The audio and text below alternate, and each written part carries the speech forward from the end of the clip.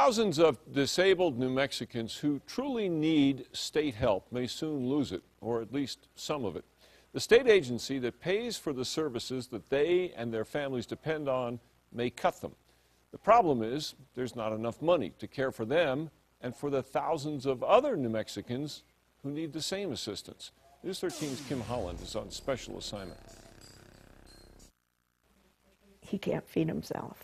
He can't give himself a drink. 39-year-old Josh Lang's body is slowly failing. He doesn't like it. But his quality of life is still good thanks to his mom. Do you want to show them now? And a team of dedicated therapists and caregivers. Ready?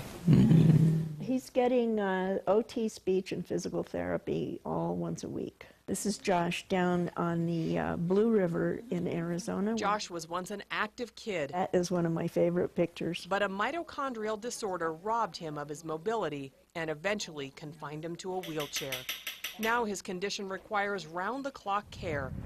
The State Department of Health pays for most of Josh's care through a developmental disability program. It can take at least 2 hours. But the level of care patients receive may be coming to an end with changes the state is making to the program. They're needed in his life.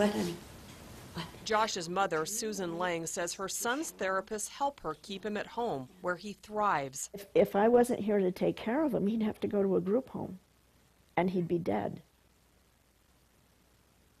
I know he would be. We're not making cuts just for the sake of cutting. The program director says the state believes patients are using more free care than they actually need. Now, all 4,000 New Mexicans enrolled in the program are being reassessed. And this was not with ill intent. People weren't trying to commit fraud. They were simply trying to make sure that their loved ones or they themselves got the most services available to them. The problem? There are 5,000 people waiting to get into the program. 596415. And that translates into a decade-long wait for services. So the state is trying to get some of those people into the program sooner. Finished. But that means Josh and others like Carson Pro might lose services they've come to rely on. There's a big sandwich, it even has chips on it. Pro's a high-functioning 26-year-old with Down syndrome. What does it say? Yeah. BBQ. Barbecued steak.